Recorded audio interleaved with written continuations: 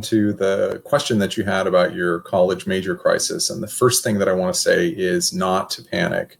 I understand the situation that you're in, and I have advised over about the last 25 years endless numbers of students who have been in the same sort of situation.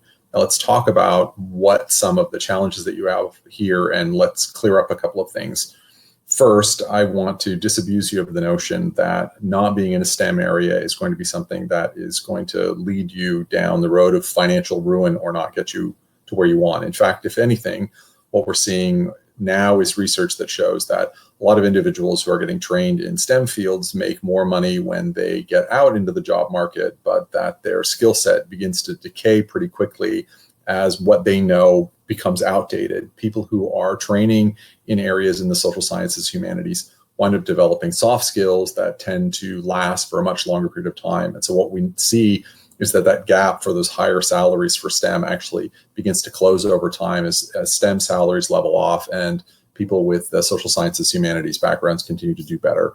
And we see that tends to be pretty consistent across universities, depending, irrespective of the kind of school that you are at. So whether you're at a big school or a small school, this tends to be the pattern. So there's research that's come out on this. So I would not worry about this. If you're in a STEM field, you might start out with a higher salary when you leave college, but you would find 5, 10, 15 years down the road that would make less of a difference than you thought if you were, for example, in the social sciences or humanities.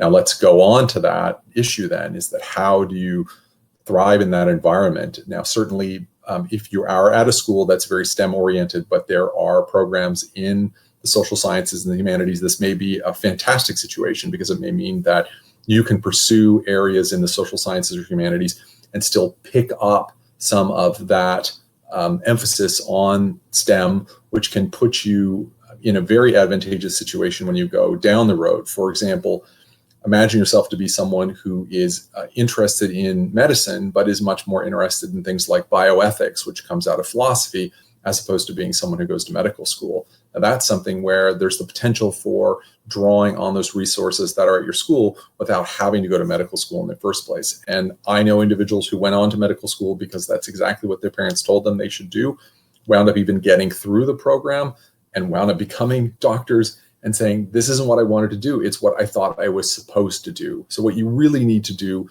is you need to take that creative endeavor that is inside you, and you need to trust your intuition that that's the path to go down, and understand that those will open up the opportunities for you, not the other way around, which is to try to micromanage the right career that you think is going to generate the paycheck, because that is likely to backfire.